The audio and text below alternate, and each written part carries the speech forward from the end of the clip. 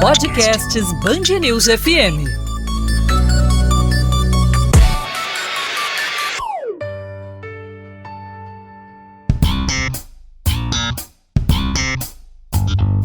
Num oferecimento de Claro Empresas. Bora fazer juntos. Tem Negócio. Podcast com Carla Bigato.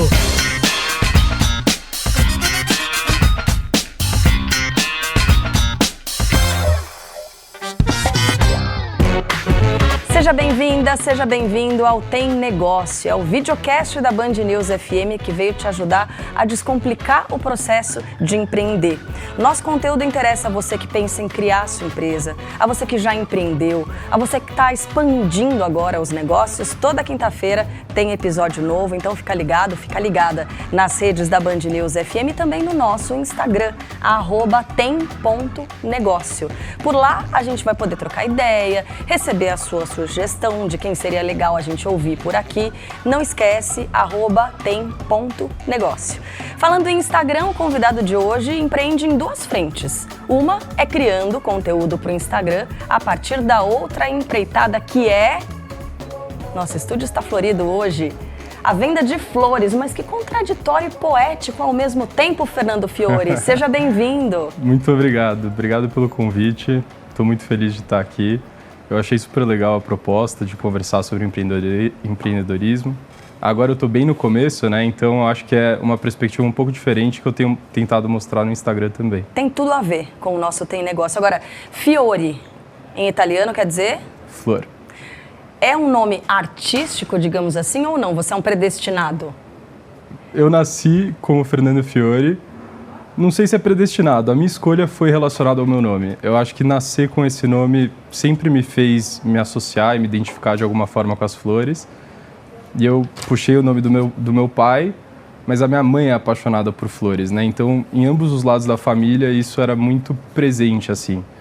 E ao longo dos anos, eu acho que isso me influenciou desde que eu era criança. Conta exatamente o que você faz. Eu falei, venda de flores. É só isso, não é? Você conta uma história também, você analisa os clientes, né?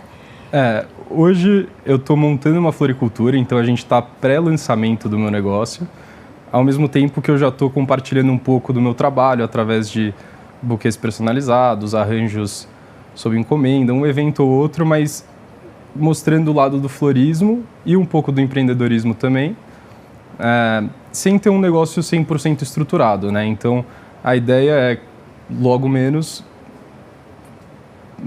divulgar um site, divulgar a rede social da floricultura em si e começar a comercializar nesse modelo de varejo, de floricultura. Não, isso muito nos interessa porque é o seguinte, a gente ouviu teóricos destacando a importância do planejamento, de sentar, de traçar toda a estratégia, de usar KPIs, né, de usar essas medidas de aferição de sucesso, de fazer aquela análise SWOT, né, pegando quais são os pontos fortes, quais são as ameaças das empresas, e você está nesse momento de lançamento da sua empresa. Então a gente quer saber exatamente como é que está sendo o seu planejamento. Você está com tudo pronto no papel já?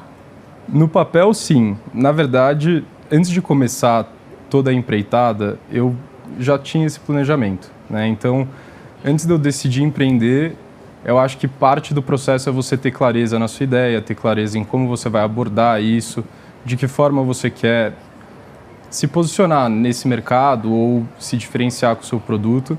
Então, toda essa parte de planejamento, SWOT, pesquisa de mercado, tentar entender o que eu vou vender, para quem eu vou vender e que valor eu vou agregar, isso tudo eu fiz antes de pedir demissão. Eu acho que foi importante para mim ter essa clareza para conseguir falar, ok, pelo menos eu tenho um plano, eu não estou... enfim, começando do zero, tentando buscar o que eu vou fazer. Não conta desse processo de transição, então, o que é que você fazia antes? Você é economista, né? Economista de formação, e eu tenho uma carreira corporativa curta, mas interessante. Na verdade, em 4 anos eu fiz 4 trabalhos diferentes, né? Comecei trabalhando mais no mercado financeiro, trabalhei em uma corretora financeira. Depois eu fui para um banco. Depois disso eu trabalhei numa empresa bem menor, que tinha 3 funcionários de imóveis. E finalmente fui para a consultoria de gestão, que lá foi onde eu passei mais tempo e acho que me deu muito dessa visão de negócios que eu buscava para poder um dia empreender. Então basicamente o que você fazia nessa empresa de gestão foi o que você aplicou na sua própria ideia, é isso? Venho tentando aplicar, né? A consultoria, ela tratava de temas que eram muito mais complexos, muito mais dados. Eu acho que a gente trabalhava com empresas que já estavam maturadas, né? Mas muito da forma de pensar, como se organizar, priorizar as suas etapas, isso tudo vem me ajudando muito, porque na consultoria muitas vezes você se depara com desafios que você nunca viu antes, né? Então é parte do trabalho você tentar quebrar o problema e resolvê-los, né? Eu acho que isso vem me ajudando mais até do que necessariamente o conteúdo do trabalho em si. Vai ser interessante observar a sua trajetória com essa empresa, porque você tem as duas visões, né? A visão da consultoria, de desenhar o que tem que ser feito e de fazer na prática. Um olhar para o outro e falar, consultoria é tudo papel, tudo teoria, isso não dá em nada. E a consultoria olhar para o prático e falar, você não fez o que eu estou mandando você fazer, por isso não dá certo. Então vai ser interessante ver esse meme do Homem-Aranha, um apontando para o outro ali, mas o negócio dando certo assim a gente espera, viu, Fernando? Tomara. O que eu quero saber também é o seguinte, de onde é que veio a ideia de trabalhar com flores? Você falou mercado financeiro, banco, tudo muito pragmático, né? E agora a gente está falando de uma coisa mais romântica, né? Mais voltada aos sentimentos. Como é que veio essa virada tão grande, expressiva? Eu acho que a floricultura juntou muitas coisas para mim, né? É uma ideia que eu tive há muito tempo, porque ela clicava várias coisas que eu gostaria de ter na minha carreira, né? Eu cresci, na verdade, vendo meus pais sendo empreendedores, né? E meus pais também trabalhavam em um ramo criativo. Minha mãe era estilista, meu pai também ajudava ela a administrar as flores, e as roupas, desculpa. Então, eles sempre estiveram no ramo da moda, minha irmã também. E isso era uma influência grande em mim, né? O comércio, o varejo, eu gostava muito desse negócio um pouco mais economia real, que a gente chama. E, ao mesmo tempo, eu acho que eu sempre tive esse lado de romantizar a vida. Eu gosto muito da simbologia das flores, de fazer gestos pelo próximo, coisas que tenham um significado. Então, quando eu pensei em um negócio, eu pensava muito nesse propósito, né, de empreender de uma forma que eu sempre aspirei, né, olhava para os meus pais e, enfim, gostaria de seguir os passos deles. E, ao mesmo tempo, é algo que eu sabia que ia me trazer satisfação pessoal, né? De estar inserido em uma coisa que é bonita, que as pessoas sempre compram flores com algo positivo em mente. É sempre para agradar alguém, é sempre para demonstrar amor, é sempre para demonstrar carinho. Então, quando eu cliquei essas duas coisas, eu só não pulei na hora porque eu não estava pronto, né? É uma ideia que eu tive há muitos anos atrás, só que naquele momento eu ainda não tinha a menor condição de imaginar como seria criar uma floricultura. E aí, com o passar dos anos, eu fui me sentindo mais capaz e chegando a um ponto onde eu falava, ok, agora eu acho que eu posso tentar. E aí agora a gente está aqui. O que é que te deu essa certeza de dizer, agora eu posso tentar, agora eu estou pronto? Teve algo concreto? Eu acho que foi mais virar uma chavinha na minha cabeça de que 100% pronto eu nunca ia estar, né? Então, foi eu me sentir confortável de saber que eu ia errar, mas pensar, errando, provavelmente eu vou aprender mais rápido e chegar mais perto de onde eu quero estar, já tentando fazer aquilo, né? Então, foi com um pouco desse viés de falar, bom, eu posso arriscar agora. E o que aconteceu, na verdade, foi, ao longo dos anos, eu fui trabalhando para chegar nisso, né? E quando eu estava na consultoria, eu tinha muito essa ciência de que aquele emprego era possivelmente o emprego mais adequado que eu teria para me ensinar sobre negócios. Então, no momento que eu quisesse sair de lá, para mim, pessoalmente, só faria sentido empreender, que era o objetivo desde o começo. E foi muito pensar em qual seria esse momento certo para mim lá dentro, né? Então, eu aprendi muito na consultoria, ainda tinha um universo de coisas que eu poderia aprender e continuar aprendendo se eu continuasse lá, mas foi pesar essa balança de, ok, em que momento vale a pena a gente começar a realmente trilhar o caminho que a gente se propôs, né? E você disse há pouco que você se lançou ao risco, né, de certa forma. Você já tem esse conhecimento de como vai ser a sua empresa, a sua gestão da sua empresa, antes mesmo dela nascer, porque ela está nascendo agora, né? Em linhas gerais, eu acredito que sim.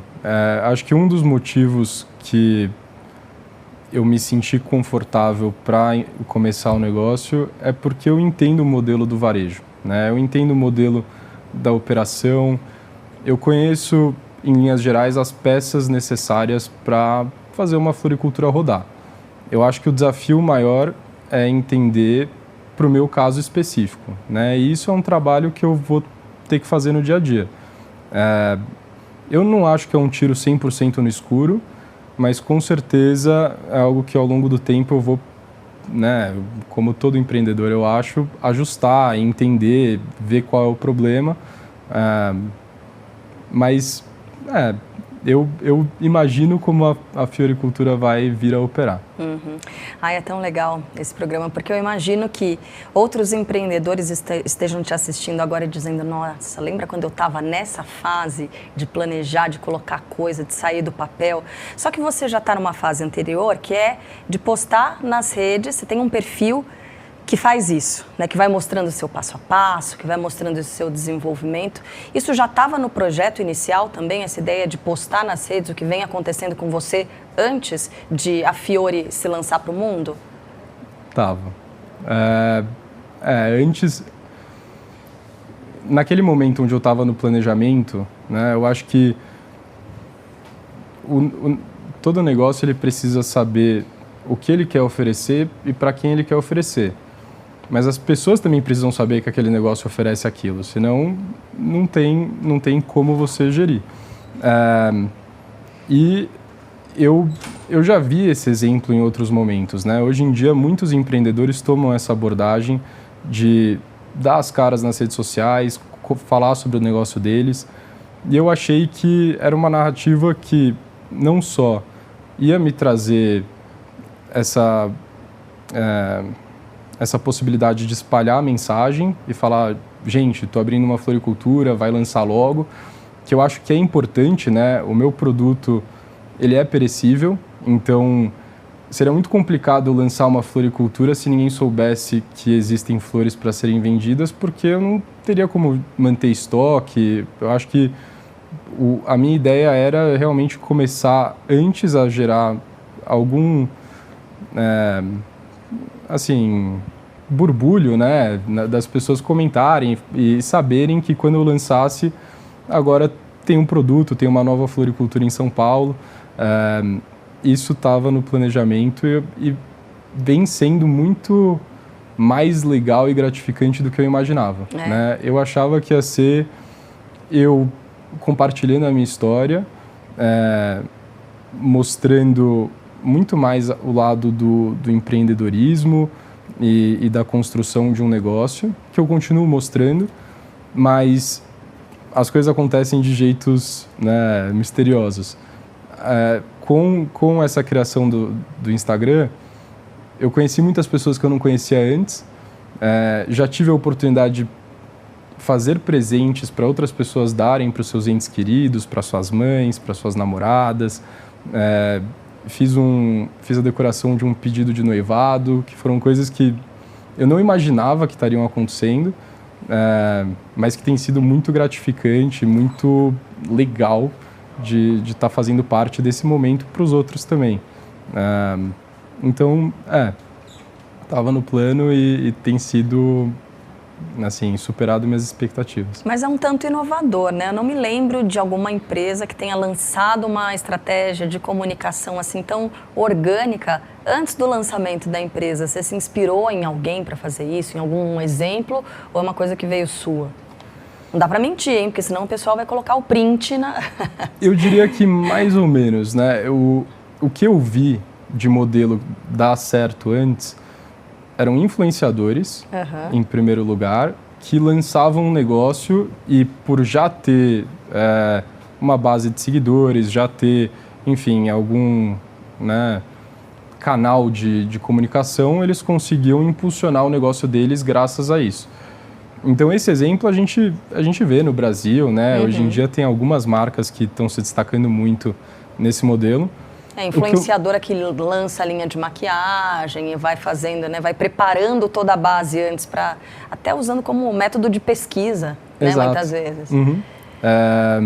O que eu nunca tinha visto era alguém começar falando sobre a criação do negócio e ter o seu conteúdo voltado a isso, né? Se botar nesse momento. E eu entendo por quê, né? No fim, ainda tem muita insegurança em relação ao que eu estou fazendo, ainda está em construção.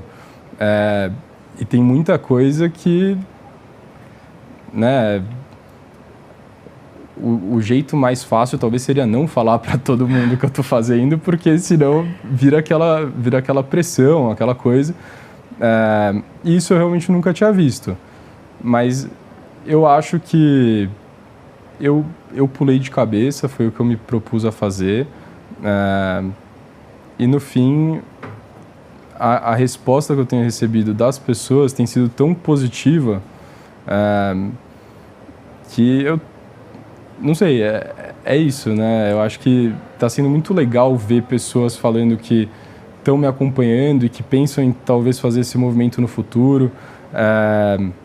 Eu acho que é um conteúdo um pouco diferente, porque é isso, é o momento da incerteza, é o momento da insegurança, é o momento onde eu estou descobrindo o que eu preciso saber para daí fazer alguma coisa. Então, É inovador, é legal demais, vai contra essa corrente das redes sociais, que é uma enxurrada de certezas, de gente que já obteve sucesso, né, que está bem colocada. O seu conteúdo eu acho interessante porque você abre bem esse leque do que pode ser mesmo, do que pode entrar no seu negócio, né, do que pode entrar na sua floricultura. Não é só, esse arranjo é lindo, é incrível, mas não é só um arranjo assim, você pode fazer coisas personalizadas, buquês enormes, né? Você tem uns buquês, inclusive, pesados. Bastante. As possibilidades são muitas, né?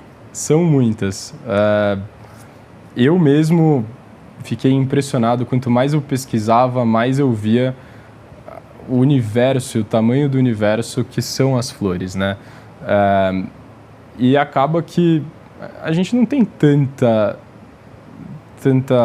visibilidade disso no dia a dia, né? Eu sinto que, lógico, existem flores que são orquídeas, né? Todo mundo conhece, mas a forma como as flores são usadas e o que é possível fazer com elas é algo que foi outra coisa que me atraiu para esse negócio, né? Uma vez que eu comecei a olhar para aquilo e falar, cara, é uma coisa mais bonita que a outra, eu nunca vi nada parecido na minha vida, me deu muita vontade de experimentar também. É isso que vai nortear a floricultura? E como é que você vai administrar? Porque são muitas possibilidades, né? E como você disse, é perecível, são itens perecíveis. O que é que vai ter na floricultura e como administrar essa gama de possibilidades? Você já está com esse planejamento pronto? Tô. A parte do estoque tende a ser a parte mais complexa e que dá mais medo nas floriculturas, né? Tem a perecibilidade que todo mundo comenta, tem o fato também de serem produtos sensíveis, né? Então as pétalas quebram, as pétalas queimam, às vezes, enfim, se não é muito bem cuidada, você pode comprar a flor e perder por avaria mesmo. Então, até por isso, muitas floriculturas escolhem um modelo que facilita essa gestão, né? Optando por menos diversidade de espécies e tudo mais. A floricultura ela vai tentar balancear um pouco isso, né? Eu acho que vão ter algumas flores que a gente vai ter disponibilidade o ano inteiro. Algumas outras flores é mais difícil, né? Até por estações do ano, etc. Mas tentando, assim, manter em estoque o que vai ter giro e quando for alguma coisa mais específica, não necessariamente manter em estoque próprio. Eu acho que vai ser uma mistura dessa personalização com algo muito peculiar, ao mesmo tempo arranjos que vão trazer uma mistura, e eu faço questão que a gente vai manter em estoque, né? Em que pé que está agora a abertura da loja? Fiore e Cultura é o nome, né? Floricultura, Fiore e Cultura. Onde é que vai ser? Vai ser em São Paulo? Vai ser em São Paulo, mas é 100% online, né? Então, as entregas vão ser feitas, enfim, por delivery, e o espaço onde vai ser trabalhado, na verdade, é uma das coisas que eu estou mostrando agora, né? Eu fui visitar alguns imóveis na semana passada, eu estou nesse processo de fechar um imóvel para começar a organizar a casa e poder ter esse espaço para trabalhar. Tem um dado aqui bem rapidinho, queria mostrar. A gente está na sala digital Band Google e a gente tem acesso a informações de buscas. A gente tem aqui interesses de buscas, como criar, abrir um e-commerce. Tem essa busca, né, esse termo, essa questão, teve recorde em 2025. É muita gente tendo a mesma ideia que você, o Fernando Fiore. A gente vê desde 2005, dá uma subidinha, tal, é uma onda que explode, claro, em 2020, no período da pandemia, cai um pouco em 21, 22, 23, mas em 25 volta a subir, demonstrando a tendência, né, desse tipo de atividade online, venda em geral, online. Então, você está dentro da tendência. Tem uma outra tela também que mostra algumas das perguntas, outras perguntas para empreendedores e empreendedoras. Ideias para empreender, negócios para empreender, marketing digital para empreendedores.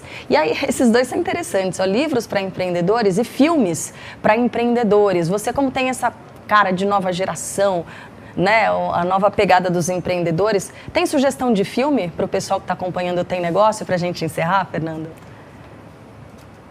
Eu acho que um filme que é muito ilustrativo do empreendedorismo, mas tem que ser visto com alguma ressalva, é O Fundador do McDonald's.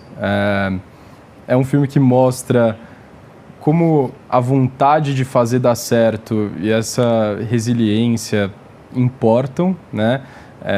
Era um homem que tinha uma visão clara do que ele queria fazer e buscava recursos para fazer com que isso acontecesse, ao mesmo tempo que era um personagem que, por muitas vezes, não tinha empatia ou faltava com alguma... Enfim, alguns princípios que talvez eu não faria a mesma atitude. Mas é um filme que eu acho muito legal, é muito bem produzido e mostra um pouco dessa garra acima de tudo. É aquele com o Michael Keaton, né? É um filme de 2016, é The Founder, a tradução para o português ficou Fome de Poder. Mas enfim, verdade. É um filme com o Michael Keaton e direção de John Lee Hancock. Ótima sugestão, gostei muito. Boa sorte para você, a gente vai acompanhar a sua trajetória. Obrigada por ter vindo aqui ao Tem Negócio. Muito obrigado a vocês, Band News FM, pelo convite. Dá o serviço agora todo, então, Fiore e Cultura. Fiore e Cultura. Vai ter o site, fiorecultura.com.br, Instagram Fiore Cultura, tudo junto, e canal no WhatsApp. E o seu perfil para a gente ir acompanhando também o desenvolvimento da floricultura? O meu é Fiore Fernando, underline. Boa. Você que acompanhou a história do Fernando Fiore, também tem em mente abrir uma microempresa e não sabe por onde começar? A gente pensou nisso. A gente convidou aqui para o Tem Negócio um especialista para nos ajudar com esses primeiros passos. A gente conversa agora com José Alberto da Silva, analista de negócios do Sebrae São Paulo. Muito obrigada por conversar conosco, José Alberto. Muito obrigado pelo convite, Carla. É um prazer poder compartilhar de um assunto tão importante, né?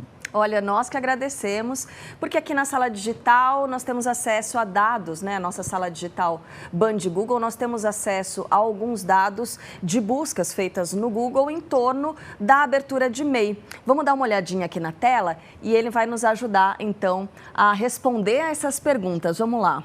A primeira pergunta é a seguinte: Como abrir um MEI? Ok, pergunta Vante, o processo é bem simples, tá? Hoje no Brasil estamos aí com quase 15 milhões de brasileiros formalizados nessa natureza jurídica e representando aí quase 20% da força de trabalho formal. O processo de abertura é bem simples, mas antes de abrir a empresa precisa ter algumas informações. Se você do perfil, né, potencial empresário que está pensando em se formalizar na condição de MEI, se você está recebendo seguro-desemprego, se você está recebendo algum tipo de benefício social, se você está recebendo algum tipo de benefício ou fazendo parte de algum programa, como Bolsa Família e outros, tem que ter muito cuidado antes de se formalizar na condição de MEI. Se você se formalizar, pode perder esses benefícios, tudo bem? Bom, o processo de formalização é através do portal do microempreendedor individual. Vai reduzir, podemos falar, o MEI/Gov, é lá onde você vai preencher seus dados, suas informações, e é bem rápido, automaticamente você preenche, colocar a sua atividade que você faz, automaticamente você vai sair ali com um cadastro nacional de pessoa jurídica, tá? Para quem é que está direcionado esse programa? Quem é que pode ser um microempreendedor individual? Existe um limite de faturamento? Sim, existe. O MEI específico para aquela pessoa que trabalha por conta própria, sem sócio, tem parceiro, mas não tem sócio, só pode ter uma atividade no setor de comércio, serviço ou indústria, é aquele pipoqueiro, é o eletricista, é o jardineiro. E sim, tem um limite de faturamento de até R$81 mil por ano, proporcional ao período da formalização, tá? Então é muito importante verificar essa questão da proporcionalidade. Se você formalizou em janeiro, é 81 mil por ano. Se for em fevereiro, já vai diminuindo aí essa proporcionalidade. Então, muito cuidado com a questão do limite do faturamento. Certo. Quem formalizou, fez essa formalização, se inscreveu, faz uma única vez. Apesar de haver esse limite de faturamento anual, o MEI não precisa todos os anos atualizar o seu cadastro, certo? Bom, com relação à atualização de cadastro, se o MEI mudou de endereço, se o MEI precisou mudar um telefone, e-mail, ele pode fazer essa alteração a qualquer momento, tá? O processo de formalização do MEI é muito simples. Assim que ele entra no portal e ele faz a formalização, e ele pode chegar e falar, nossa, não era isso que eu estava em mente, ele pode também cancelar. Então, ele pode cancelar no mesmo canal onde ele formalizou, não tem aquela burocracia de escritório de contabilidade, não. O processo de abertura e de fechamento é idêntico. Quanto à questão das alterações cadastrais, das obrigações do MEI, além de ele... Bom, vou falar da obrigação do MEI, além das obrigações do MEI, que é recolher os impostos fixos mensais. Não sei se você ia fazer essa próxima pergunta, era isso? Sim, não, a gente pode partir para essa, sim, claro. Posso dar sequência? Sim, então, tá. Sim. Olha, o processo de formalização é bem simplificado. Aqui no Sebrae nós especificamos que tudo seja simples, mas não tão simplificado, tem que ter conteúdo, informação e planejamento. Então, a partir do momento que ele se formaliza na condição de MEI, tem sim os benefícios, tá? O benefício de poder emitir notas fiscais e poder ter um tratamento diferenciado e favorecido em licitações públicas, mas tem as obrigações, que são o recolhimento das guias DAS. Esse recolhimento é feito do dia 1º ao dia 20 de cada mês, tem que respeitar os prazos.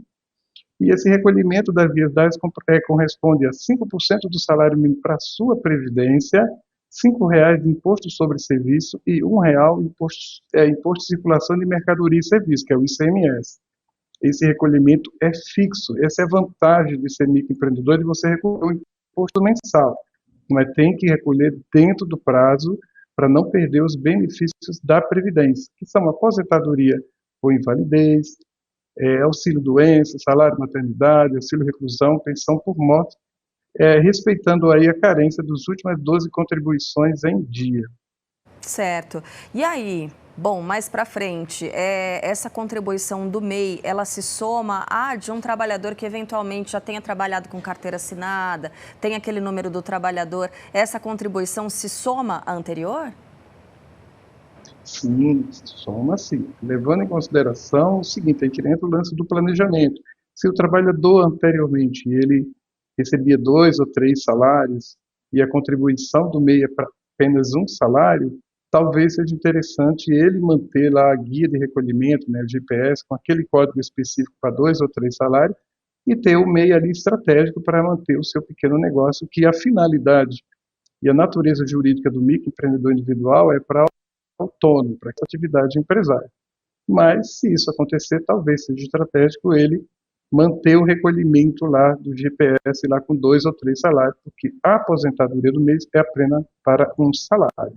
Perfeito. José Alberto, vamos partir para uma próxima pergunta, que é a seguinte, ainda com relação a essas obrigações, né? MEI precisa declarar imposto de renda? O MEI precisa fazer a declaração há 10 meses, que é a declaração do MEI, o faturamento dele. Então, dentre as obrigações do MEI, além de recolher os impostos, deve apurar o faturamento mensal através de um relatório de faturamento mensal. Então, ele faz aquele relatório, apura e guarda. No início do ano, entre janeiro e maio, ele faz a declaração pessoa jurídica dele, inserindo ali todo o faturamento que ele teve nos períodos anteriores do ano anterior. Agora, quanto à declaração pessoa física dele, sim, ele pode utilizar o informe de rendimento na declaração pessoa física, utilizando o faturamento do MEI, levando em consideração que não é o faturamento bruto do MEI, é justamente aquela parcela tributável que está relacionada ao lucro que ele teve da operação. Normalmente, os MEIs, né, não fazem essa declaração pessoa física, porque normalmente esse lucro fica abaixo ali do limite, né? E agora, com uma nova tabela aí de R$60 mil por ano, o MEI normalmente não fica obrigado a emitir essa declaração pessoa física. Porém, muitos microempreendedores utilizam essa forma de ter seu rendimento ali, de ter a sua comprovação de renda legal, seja para compra da casa própria, compra de um carro, compra de um ativo. Então, ele tem isso aí, ele faz essa declaração pessoa física, tendo como informe de rendimento o faturamento do MEI. Perfeito. Bom, mais uma pergunta que aparece aqui na nossa tela, na sala digital Band Google. Como emitir nota fiscal MEI? Tá. O processo é muito simples, é através se for de serviço, tem 2 tipos de nota fiscal que é exclusivo para MEI. Tem um padrão nacional do Simples Nacional, que é o NFS, nota fiscal de serviço nacional. A partir do momento que ele se formaliza, ele já pode acessar esse emissor e emitir a nota, fazer o cadastro. O primeiro cadastro sempre é feito através pelo navegador, através de um computador, mas tem que ser pelo navegador, e depois utilizar um aplicativo de emissão de nota, tá? E se for comércio, ele utiliza o emissor Nota Fácil, que é um processo também muito simples. O diferencial do Nota Fácil é que tudo é feito através do aplicativo, não pode ser pelo navegador. Então, comércio, né, pelo Nota Fácil, serviço pelo Nota Fiscal Padrão Nacional de Serviço. Perfeito.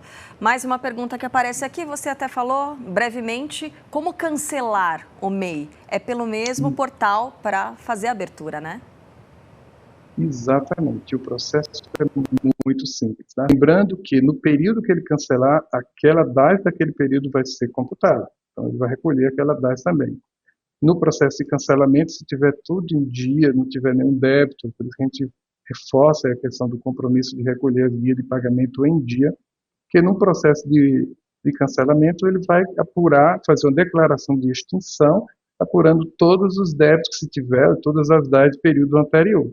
E aí é só fazer o cancelamento. Não impede, se tiver débito, ele cancelar, tá? Independente disso, desde 2018, qualquer CNPJ pode ser cancelado, os débitos que tiver vai para o CPF e ele vai ali fazer os parcelamentos e ajustar e fazer os pagamentos devidos. Eu acho que já dá ensejo para a nossa próxima pergunta, que está numa outra tela. Vamos mudar a tela aqui na nossa sala digital, que diz respeito à regularização do MEI. Como regularizar o MEI? É isso, né? Caso haja débitos para esse microempreendedor individual, ele consegue puxar, de repente, para o CNPJ, se precisar cancelar o MEI, né, acabar com essa conta, ele faz esse pagamento dos débitos antes? Como é que fica, José Alberto? Bom, para cancelar, não necessariamente precisa fazer todo esse ajuste, até porque todos os débitos que tiver vai para o CPF. Mas para fazer o parcelamento, ele precisa declarar, apurar, gerar as DAS e fazer as declarações devidas. Só depois de fazer as declarações desse débito, ele entra no sistema do Simples Nacional CIMEI, que é no regime onde está inserido lá a tributação dele, e lá no CIMEI ele entra com o CNPJ, CPF e um código de acesso, é muito simples fazer esse código de acesso, e ali ele faz o parcelamento dos débitos devidos, tá? O parcelamento pode ser em parcelas até 60 vezes, com parcela mínima de R$50, de 2 a 60 vezes, né? Com parcela mínima de R$50, e o processo é muito simples, ele fica ali a partir do dia 10 de cada mês, vai ser gerado aquele parcelamento e ele vai recolhendo normalmente.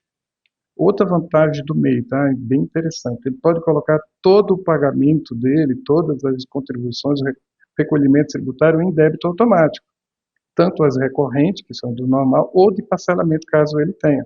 Pode colocar em débito automático, ele fica só monitorando ali, verificando se está tudo ok. Isso é outra vantagem da condição de microempreendedor individual.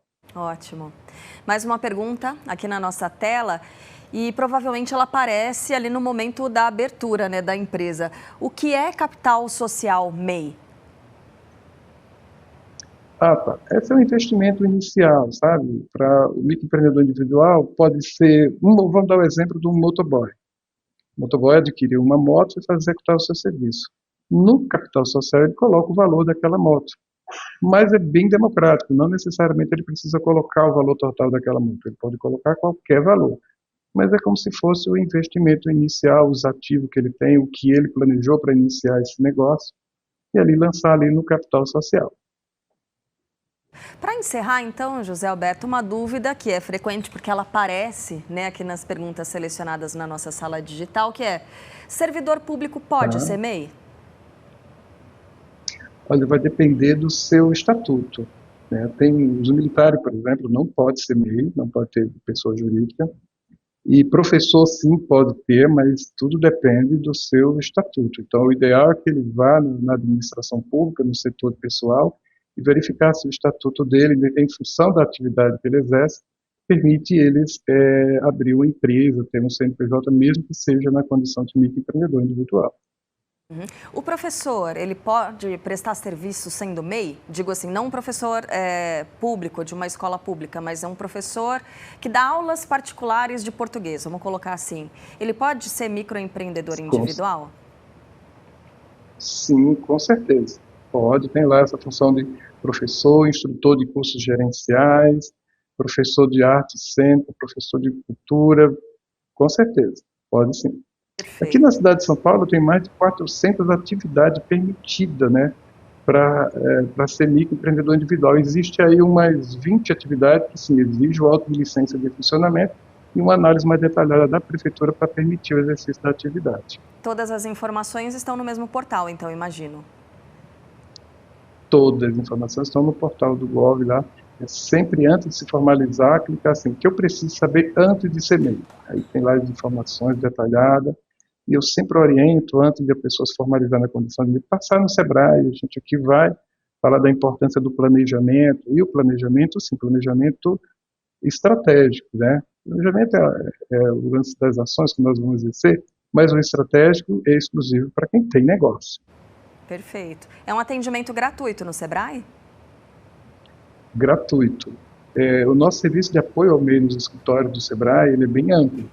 Nós fazemos a abertura, nós fazemos encerramento, nós fazemos alteração cadastral, configuramos ali o perfil lá para nota fiscal, orientamos sobre esse processo de emissão de nota fiscal, todo o suporte para o microempreendedor individual dentro do Sebrae é possível, é bem amplo. Temos palestras exclusivas para esse momento antes de abertura. Lembra aquilo que eu falei sobre a falta de planejamento? Já vi potenciais empresários perder o seu seguro-desemprego.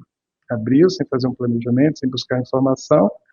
E também já vi outros, né, pagar taxas absurdas para uma formalização que é totalmente grátis, mesmo no portal ou no Sebrae, ou então nos postos das subprefeituras.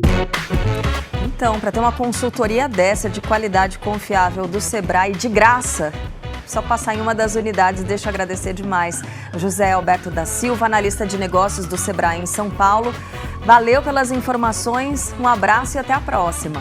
Eu que agradeço, Carla, muito obrigado pela oportunidade, estamos à disposição de vocês, caso precise de continuidade, estamos aqui. Obrigada. Bom, na próxima quinta-feira, você já sabe, né? Acompanha um novo episódio do Tem Negócio. Até lá! Tem Negócio. Podcast da Band News FM. Oferecimento Claro Empresas. Bora fazer juntos. Para não perder nenhum episódio, acompanhe pelo aplicativo Band Play ou siga Band News FM na sua plataforma de áudio favorita.